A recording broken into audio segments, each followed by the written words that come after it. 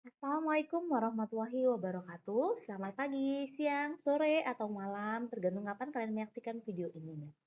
Jadi di video kali ini kita akan melanjutkan perkuliahan Sains dan Teknologi Material. Pada video kali ini kita akan membahas materi tentang material logam. Material logam, di kehidupan kita sehari-hari kita sering tidak berjumpa dengan logam. Pasti sering ya, beberapa contoh logam itu ada ya, beberapanya di contoh di gambar ini. Ini itu adalah emas. Apalagi yang perempuan ya, pasti itu hampir semuanya tahu dengan emas. Yang laki-laki juga. Kenapa? Karena emas itu adalah salah satu logam mulia. Logam mulia yang banyak digunakan sebagai investasi. Kemudian di sekitar kita, misalkan pesawat, ya pesawat, badan pesawat itu terbuat dari apa? Dari logam. Kemudian mobil, motor. Nah, semua perangkat-perangkatnya itu pasti mengandung unsur logam, material logam pasti. Kemudian yang perempuan yang sering bantu-bantu ibunya di dapur, yang laki-laki juga ya bisa jadi ya. Nah, pasti kan di dapur itu alat-alatnya logam. Kenapa? Karena logam itu mempunyai sifat konduktivitas listrik dan termal yang baik. Jadi, untuk mempelajari logam, kalau kita ingin belajar, kita tuh harus mempunyai pertanyaan. Karena agar kita tuh bisa belajar dari pertanyaan-pertanyaan yang kita keluarkan. Kalau kita mendengar istilah logam, kira-kira kalau kita ingin mempelajari logam, apa saja sih pertanyaan-pertanyaan yang mungkin muncul? Jadi pertanyaannya ada beberapa ya. Yang pertama, diharapkan ya setelah kalian mengikuti perkuliahan ini, kalian bisa menjawab pertanyaan-pertanyaan ini. Yang pertama, bagaimanakah logam diklasifikasikan? Nah, bagaimana? Nah, nanti akan kita bahas ya bagaimana caranya logam diklasifikasikan. Kemudian yang kedua, apakah yang disebut dengan logam fero? Kemudian kawannya logam fero ada logam yang namanya non fero. Nah, apa sih logam non fero? Kalau sekarang kalian belum tahu, tapi setelah perkuliahan ini diharapkan kalian sudah bisa menjawab pertanyaan-pertanyaan ini. Kemudian, apakah unsur utama dari logam fero? Kemudian yang kelima, bagaimana kita mengidentifikasi logam fero? Kemudian yang keenam ya, apakah karakteristik logam fero secara fisik? Kemudian yang ketujuh, apakah karakteristik logam fero secara mekanik ya? Kemudian sebutkan beberapa jenis logam fero. Berikutnya adalah sebutkan beberapa jenis logam non-fero. Kemudian apa yang disebut dengan paduan. Dan yang terakhir, apa pengaruh paduan terhadap sifat logam. Nah, jadi diharapkan setelah kalian mengikuti materi kuliah kita tentang logam, kalian bisa menjawab pertanyaan-pertanyaan ini. Ada berapa pertanyaan? Di 1, 2, 3, 4, 5, 6, 7, 8, 9, 10, 11 ya. Ada 11 pertanyaan. Nah, diharapkan setelah kalian mengikuti perkuliahan ini dan video berikutnya itu, nanti kalian bisa menjawab semua pertanyaan. Jadi yang pertama, logam. Apa sih yang dimaksud dengan logam? Logam, material itu dikenal dari sifat-sifatnya. Jadi kalau ingat di pertemuan pertama kita, logam itu tersusun oleh unsur logam pastinya ya. Nah, logam adalah elemen, senyawa, atau paduan yang mempunyai sifat konduktor listrik atau termal yang baik. Kemudian logam itu juga berpenampilan mengkilap. Lihatlah tuh, kalau ibu-ibu tuh kan pakai gelang, pakai kalung. Dari jauh kita sudah bisa melihat, oh itu pakai emas. Emasnya berapa karat tuh bisa kita deteksi. Kenapa? Karena dia mengkilau-mengkiliu gitu, mengkilat-mengkilat ya. Kemudian logam itu sifatnya ulet. Nah, apa ulet itu? Bukan ulet bulu ya, bukan. Nah, ulet itu bahasa Inggrisnya daktil. Kalau ingat minggu lalu juga saya pernah menyinggung ya, ada material yang daktil dan juga ada material yang brittle. Apa bedanya? Nah, kalau material daktil dia itu liat, ulet liat. Jadi dia itu lentur, mudah dibentuk. Sedangkan kalau brittle dia itu kaku, dia itu tidak bisa kita berikan tekanan sedikit saja dia akan langsung patah. Dan yang berikutnya, logam itu tadi ya mudah dibentuk, malleable. Dari sisi kimia, logam itu Dia kurang stabil, dia mudah mengalami oksidasi. Oksidasi itu apa? Oksidasi itu adalah peristiwa kehilangan elektron, sehingga logam itu mudah untuk membentuk ion positif. Nah, karena logam itu adalah ion positif, maka logam itu mudah bereaksi dengan oksigen, sehingga terbentuk Al2O3, Fe2O3, Cr2O3, dan sebagainya. Jadi kalau di alam ya kita tuh sulit, sangat sulit, bahkan tidak mungkin ya menemukan logam Fe murni. Kenapa? Karena biasanya kalau di alam Fe itu sudah berikatan dengan oksigen membentuk Fe2O3. Jadi logam, asal logam itu dari mana? Asal logam itu dari biji logam. Misalkan timah, ada di sini yang pernah menambang timah. Timah itu termasuk material logam ya. Nah, timah itu awalnya apa? Ada seperti biji-bijiannya logam kan, ada pasir timah yang disaring-saring gitu ya. Nah, kemudian eh, di bumi ya, ada misalkan contohnya itu ada biji besi, ada bauksit, ada biji krom, vanadium, kobalt, nikel, platinum, dan sebagainya. Jadi tadi itu logam. Jadi logam itu asalnya dari dalam perut bumi. Sekarang pembagian logam, bagaimana pembagian dari logam? Nah, logam ya di sini ya, logam, ini logam, itu secara umum terbagi menjadi dua. Ada logam ferrous dan non-ferrous. Apa bedanya? Ferrous itu adalah besi. Jadi ada logam yang mengandung besi dan logam yang tidak mengandung besi.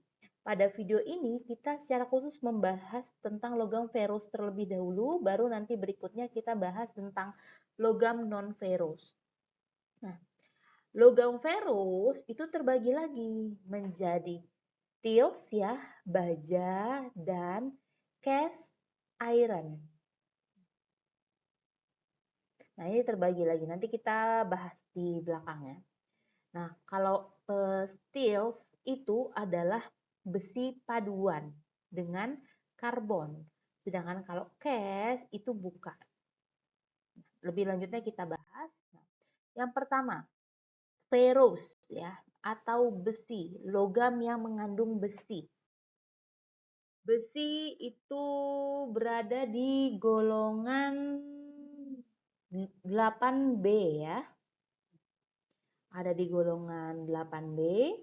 Kemudian besi itu di alam itu tidak pernah ditemukan dalam bentuk Fe murni, tapi dalam bentuk magnetit ya, Fe3O4 atau pirit, FeS2 atau limonit ya, 2Fe2O3 3H2O. Nah, itu mengandung 55% Fe, kemudian ada hamatit ya, Fe2O3 dan siderit FeCO3. Jadi di alam itu sulit, sangat sulit sekali untuk menemukan yang namanya Fe murni. Kenapa? Karena tadi logam itu mudah mengalami oksidasi sehingga dia membentuk ion positif. Ion positif itu agar dia setimbang dia harus berikatan dengan ion negatif. Oleh sebab itu sulit untuk menemukan, bahkan tidak ada ya Fe murni, Fe yang benar-benar Fe kalau di alam. Jadi sifat-sifat besi, nah, besi itu mempunyai massa jenis 7,68 gram per cm kubik.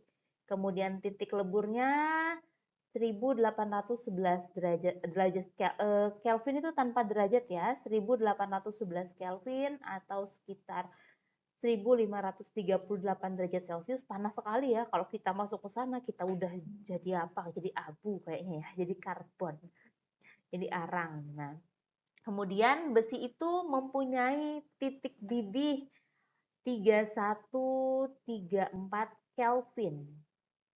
Kemudian kalor peleburannya 13,81 kJ per mol. Untuk kalor penguapannya itu 340 kJ per mol. Mengapa besi dan paduannya banyak digunakan dalam material logam? Jadi secara umum, logam-logam yang kita gunakan sehari-hari itu sebagian besar adalah besi dan paduannya. Kenapa? Karena besi itu keberadaannya sangat melimpah di alam ya, di dalam kerak bumi itu sangat melimpah. Kemudian logam besi dan baja paduan itu dapat diproduksi dengan menggunakan teknik ekstraksi, pemurnian, paduan, dan fabrikasi yang lebih ekonomis, jadi lebih murah biaya produksinya. Kemudian paduan besi itu sangat serbaguna karena dapat disesuaikan untuk memiliki berbagai sifat mekanik dan fisik. Tapi ada kelemahan, besi itu punya kelemahan. Nah, kelemahannya itu paduan besi rentan terhadap korosi. Seperti misalkan pagar rumah kita. Pagar rumah itu kenapa harus dicat? Karena kalau tidak dicat, lama-kelamaan dia akan habis. Dia akan berkarat. Nah, karat itu adalah peristiwa akibat besi yang mengalami oksidasi. Dia menghasilkan sebuah korosi. Jadi paduan besi ya. Yang pertama ada baja ya. Jadi baja atau steel ya bahasa Inggrisnya adalah paduan besi dan karbon. Jadi kan tadi ferrous alloy, ferrous itu ada steel dan casting. Nah, steel itu adalah besi dan karbon. Sifat mekaniknya dipengaruhi oleh persentase karbon. Jadi kalau besinya itu besi berdiri sendiri, dia disebut sebagai metal atau logam ya. Tapi kalau misalkan besinya itu sudah bergabung dengan bahan lainnya, misalkan besi dan karbon, maka disebut sebagai paduan. Jadi besi bergabung dengan karbon disebut paduan atau bahasa Inggrisnya disebut alloy. Bukan alloy ya. Oke. Jadi jumlah karbon yang terkandung di baja itu kurang dari 2 weight ya, persen weight. Jadi jumlah karbon itu kurang dari 2% berat total alloy-nya, campurannya. Nah, steel ya, baja ini terbagi lagi menjadi 3. Ada low carbon steel, ada medium carbon steel, dan high carbon steel. Kita bahas satu-satu. Jadi yang pertama, low carbon steel. Nah, low carbon steel itu terbagi lagi menjadi 2. Yang pertama ada plain low carbon steel. Nah, kalau plain low carbon steel ini mengandung kurang dari 0,25 persen berat ya. Sifatnya itu tidak responsif terhadap perlakuan panas. Kemudian relatif lunak dan lemah, kemudian mempunyai nilai ductility yang baik, jadi dia lihat ya. Kemudian harga dan biaya produksinya itu paling murah. Kemudian sifat mekaniknya yield strength itu adalah titik luluh ya sebelum patah. Kemudian nilainya itu 275 megapascal, kemudian tensile-nya 415 sampai 550 megapascal, kemudian duktilitasnya adalah 25%.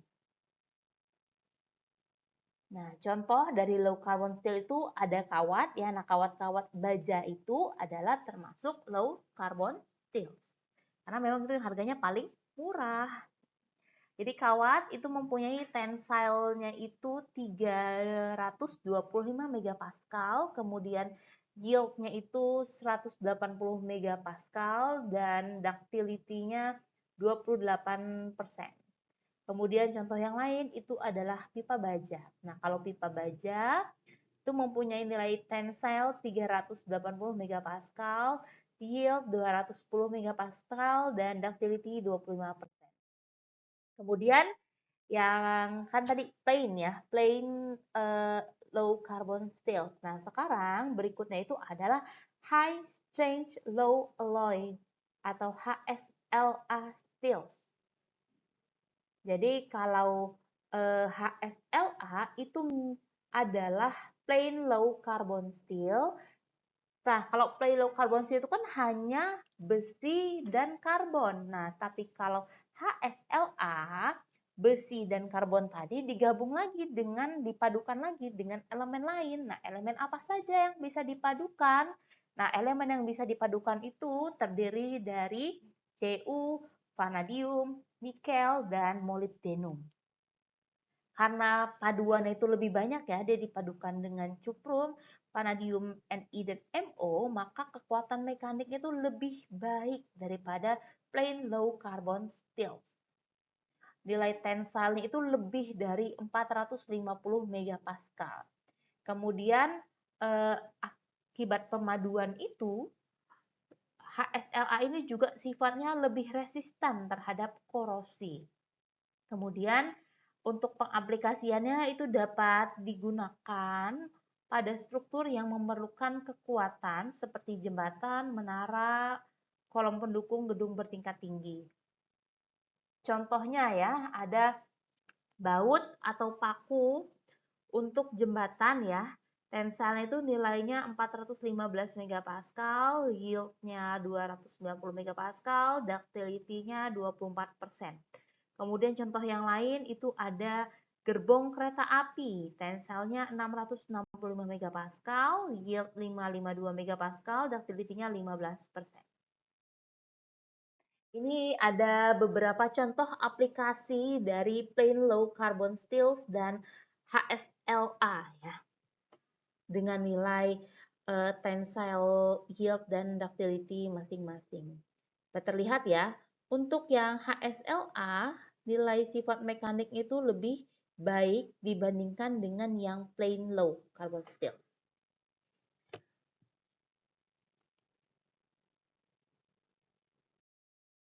Kemudian yang kedua kan tadi itu adalah low ya, low carbon steel. Berapa persen tadi karbonnya? Kurang dari 0,2%. Nah, kalau yang medium itu konsentrasi karbonnya antara 0,25 sampai 0,6 weight persen. Nah, sifat mekaniknya itu dapat ditingkatkan lagi dengan perlakuan panas ya, seperti austenizing, quenching, atau tempering. Nah, plain medium carbon steel itu mempunyai nilai hardenability yang rendah. Perlakuan panasnya itu hanya bisa diberikan untuk bagian yang sangat tipis dan lagu quenching yang sangat cepat. Jadi plain medium carbon steel itu nilai pengerasan itu kurang baik. Jadi jadi salah satu upaya untuk meningkatkan sifat mekanik dari logam itu dengan metode pemanasan.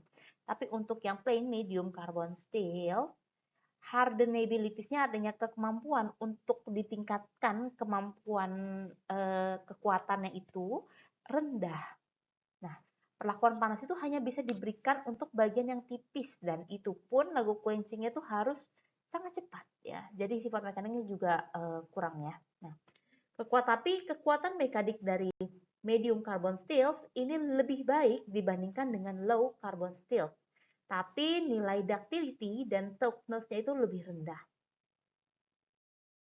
Ini beberapa contoh medium carbon steel ya, ada poros engsel ya, kemudian palu, piston, dan tabung pesawat. Ini beberapa contoh ya, plain carbon steel dan paduan ya. Ini untuk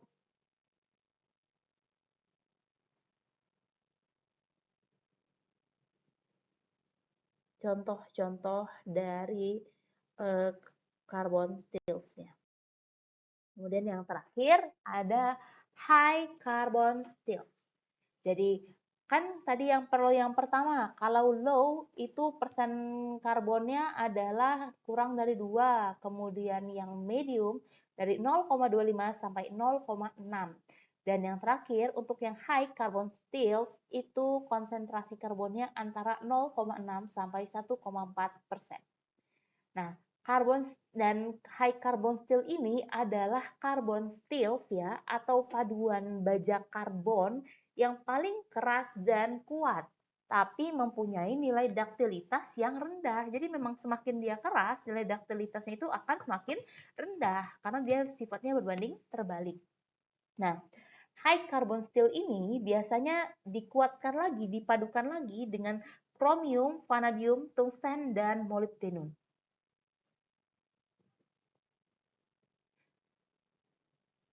Paduan antara high carbon, tadi kalau misalkan steel itu kan hanya besi dan baja. Nah, tapi kalau besi baja ini digabungkan lagi dengan kromium, vanadium, tungsten, dan molybdenum akan membentuk senyawa karbida yang sangat keras dan tahan aus ya. Contohnya seperti Cr23C6 atau V4C3 atau WC. Nah, baja ini digunakan sebagai alat pemotong dan cetakan untuk membentuk suatu bahan seperti pisau, pisau cukur, mata gergaji besi, pegas, dan kawat berkekuatan tinggi. Salah satu high carbon steel yang sering ditemukan adalah stainless steel. Jadi kalau misalkan ya yang perempuan atau yang laki-laki ke dapur mamanya tuh ada panci stainless steel, nah itu kan dia lebih kuat, lebih tahan juga terhadap korosi. Nah itulah yang menyebabkan harganya juga lebih mahal dibandingkan dengan panci-panci biasa yang tidak stainless steel. Ini beberapa contoh ya dari bahan-bahan yang high carbon steel.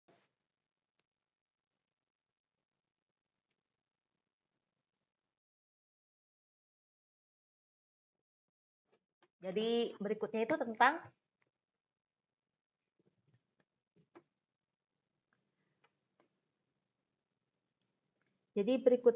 kita membahas tentang stainless steel ya.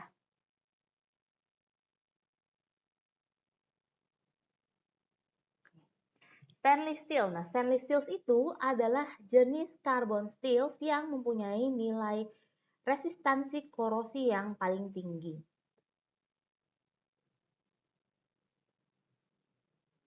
Elemen yang paling dominan di stainless steel itu adalah kromium. Nah, tadi kan kalau stainless steel itu dia dipadukan ya. Kalau misalkan baja saja, itu kan hanya dipadukan antara besi dan karbon. Nah, kalau stainless steel itu ditambahkan lagi kan bisa dengan kromium, tungsten atau molybdenum. Nah, elemen yang paling dominan itu adalah kromium. Nah, kromium ini persentasenya itu lebih dari 11%. Kemudian stainless steel ini mempunyai resistansi korosi yang paling tinggi. Nah, resistansi korosinya itu juga bisa ditingkatkan dengan penambahan nikel dan molybdenum. Jadi ini adalah beberapa contoh-contoh dari stainless steel-nya. Stainless steel ini dia terbagi ya menjadi empat jenis ya berdasarkan fasenya. Jadi kalau setiap benda padat ya termasuk logam itu mempunyai fase.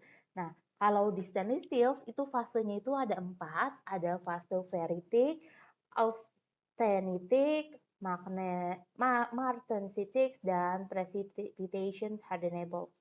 Nah, kalau untuk yang ferritic ya itu di tempa ya itu mengandung sekitar ini ya ini komposisi paduannya. Nah itu biasanya diaplikasikan untuk komponen-komponen otomatis dan untuk tank ya ini ya misalkan ya. Kemudian kalau misalkan yang jenis yang kedua ya yang 446 itu juga masih sama masih jenis ferritic yang dikuatkan dengan metode annealed ya. Kemudian itu fungsinya itu sebagai katup untuk pompa bertekanan tinggi ya. Nah, kemudian dan lain sebagainya bisa kalian baca ya. Kemudian yang kedua, jenis logam ferus yang kedua itu adalah yang cast iron atau yang besi cor. Nah, kalau cast iron ini merupakan paduan logam besi dan karbon, tapi juga dipadukan dengan logam lain. Cast iron ini persentase karbonnya itu lebih tinggi lagi kalau tadi yang low carbon steels ya, besi baja karbon yang low itu kurang dari 0,2%, yang medium 0,25 sampai 0,6%, kemudian yang high itu ya antara 0,6 sampai 1,4%. Nah, kalau misalkan cast iron, jumlah karbon yang terkandungnya itu lebih tinggi, itu di antara 2 sampai 4,5%. Nah, logam cast iron ini atau besi cor ya, itu mempunyai titik leleh yang lebih rendah dibandingkan dengan baja. Itu titik lelehnya itu berkisar antara 1150 derajat Celcius sampai 1300 derajat Celcius. Nah, karena titik lelehnya lebih rendah, makanya jenis dari cast iron ini lebih mudah untuk meleleh dan dapat digunakan untuk pengecoran. Nah, beberapa jenis cast iron ini sifatnya itu brittle ya. Kalau misalkan tadi steel itu sifatnya lebih ductile, lebih liat, lebih ulet. Nah, tapi kalau besi cor itu sifatnya lebih brittle, lebih getas. Dan casting ya, casting itu seperti pencetakan ya, itu adalah teknik fabrikasi yang terbaik. Besi cor ini terbagi lagi menjadi beberapa jenis ya. Ada gray, nodular, white, malleable, dan compact graphite. Kita bahas satu-satu. Jadi yang pertama ada gray iron. Nah, gray iron ini terdiri dari karbon ya sebanyak 2,5 hingga 4% dan silikon antara 1 sampai 3%. Nah, hasil uji tarik gray iron ini sifatnya brittle ya, rapuh. Kemudian hasil uji tekan, gray iron mempunyai nilai kekuatan dan duktilitas yang baik. Kemudian gray iron itu efektif dalam meredam getaran sehingga menjadi struktur dasar mesin yang terkena getaran. Nah, dilihat dari gambar ini ya. Jadi amplitudo getaran ya ketika ditahan dengan gray cast iron itu segini. Nah, sedangkan kalau di baja getarannya lebih besar, perambatan getarannya. Jadi dia cocok untuk meredam getaran ya, gray iron ini. Kemudian gray iron ini juga memiliki ketahanan aus yang tinggi. Jadi dia lebih tahan terhadap korosi. Kenapa? Karena persen karbonnya lebih tinggi. Itu salah satu penyebabnya juga. Kemudian dalam keadaan cair, gray iron memiliki fluiditas yang tinggi pada suhu pengecoran sehingga memungkinkan pembentukan dalam bentuk yang rumit. Jadi pada saat dicairkan ya, saat dicairkan itu dia bentuk fluid, jadi dia tuh cair, bentuk fluiditasnya itu tinggi sehingga mudah untuk digunakan untuk membentuk suatu bentuk yang rumit. Kemudian penyusutan dari hasil castingnya itu, hasil pencetakannya itu rendah. Kemudian gray iron ini juga termasuk bahan logam yang paling murah. Oke, selanjutnya adalah yang jenis ductile atau nodular iron. Nah, kalau ductile nodular iron ini adalah gray iron yang diberikan penambahan sejumlah kecil magnesium atau cerium sebelum proses casting. Jadi gray iron tapi ditambahkan sedikit magnesium dan cerium sebelum casting, sebelum pencetakannya. Nah, akibat dari penambahan ini, kekuatan tensile dan duktilitas dari ductile atau nodular iron ini lebih baik dibandingkan dengan gray iron. Sifat mekaniknya itu mendekati baja ya. Dia memiliki nilai tensile antara 380 hingga 480 megapascal dan nilai duktilitasnya itu antara 10 hingga 20%.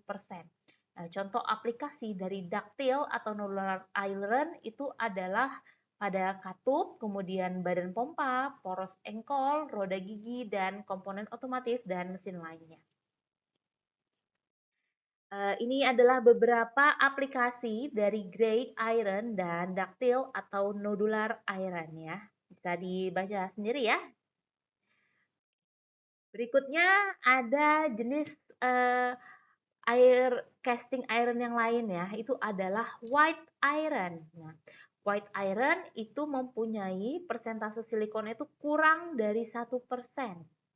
Nah, karena persentase silikonnya itu lebih rendah ya. Jadi permukaan rekahan itu tampak putih sehingga disebut sebagai besi putih ya, white iron, besi putih.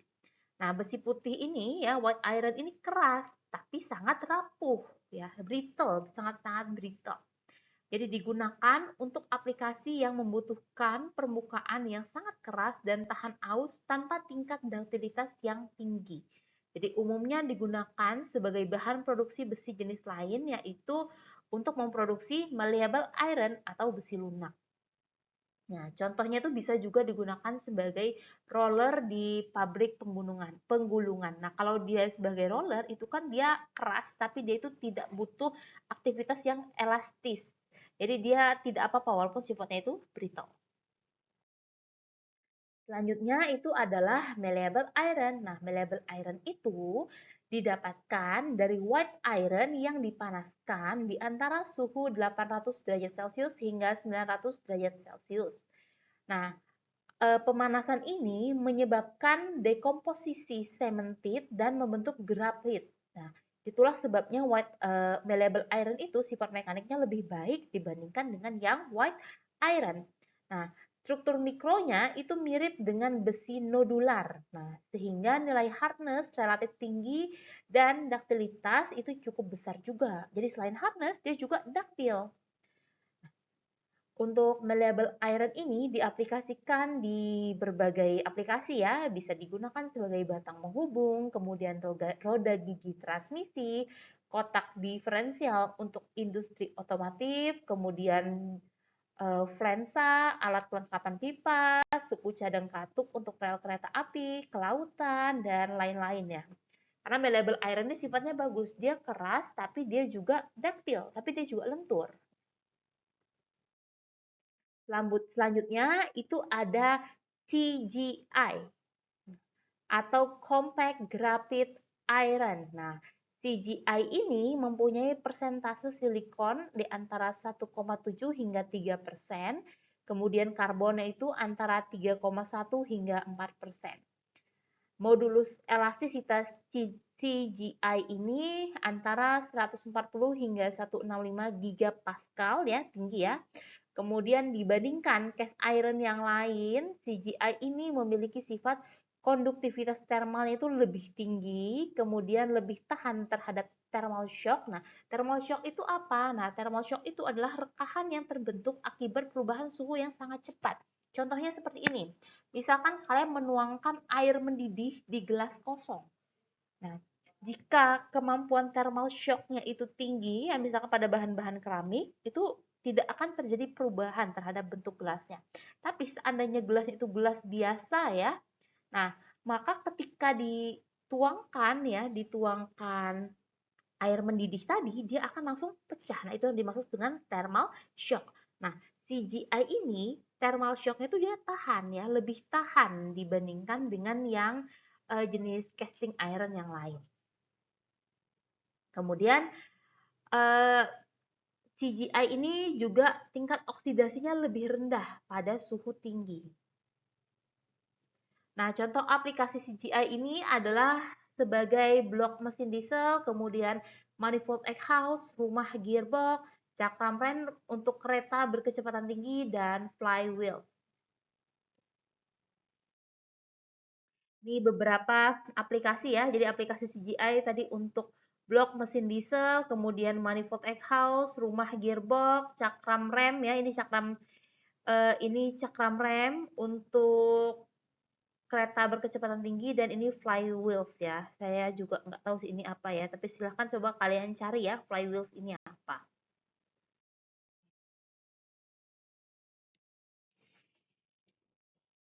Jadi tadi kita telah membahas tentang ferrous metal. Nah, untuk non-ferrous metal itu akan dilanjutkan pada video berikutnya. Baiklah, sekian materi tentang logam ferrous. Jika ada yang ingin ditanyakan, boleh ditanyakan di ruang kelas atau bisa juga ditanyakan via kolom komentar di @link. Terima kasih atas perhatiannya. Mohon maaf apabila ada kesalahan, karena kesalahan sesungguhnya hanya dari saya ya, sebagai manusia biasa. Ditutup. Wassalamualaikum warahmatullahi wabarakatuh.